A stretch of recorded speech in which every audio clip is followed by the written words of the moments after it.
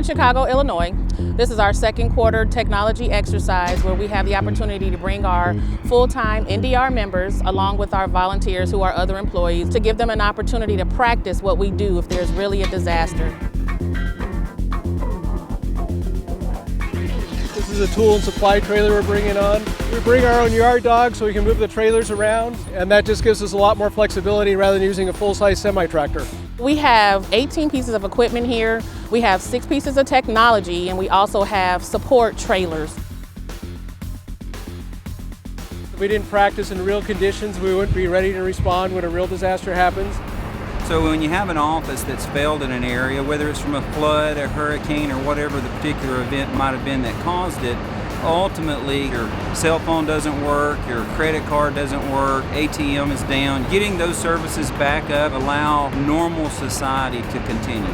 When we respond to a disaster, you don't know who's going to get there first, so our team is cross-trained. And that way, as soon as people get there, we can begin that recovery activity. So we use satellite colts. A colt is a cell and light truck, and it's a cell site. But instead of depending on Ethernet or fiber to get connectivity back to the network, it uses a satellite link.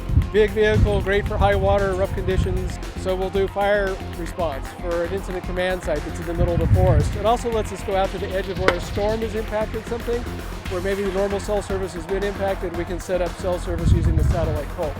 No one else has got these little man packs yet, so it lets you get into a disaster where you can't get a vehicle in there easily. You strap it on your back and you're good to go, and you can operate for really indefinitely if you have enough sunlight. Our special operations team is fully prepared to enter into any environment. We ensure that we can keep those services going in the event of an emergency, if a building's been contaminated by radiological, biological, or chemical instances of accident.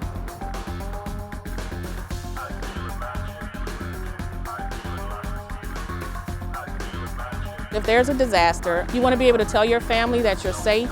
If we didn't have this mobile recovery fleet, it could take us months to restore service. And we practiced that more than 75 times in the field. So AT&T has a commitment to keeping telecommunication services up. Whether it's for residential customers, business customers, government customers, we realize that communication is essential. So we make a commitment with this team we have for over 20 years to have a rapid restoration program. One of our favorite things is going out and offering connectivity at something like a first aid shelter or a FEMA shelter or a command site where they didn't have communication before, people haven't been able to tell their family members that they're okay.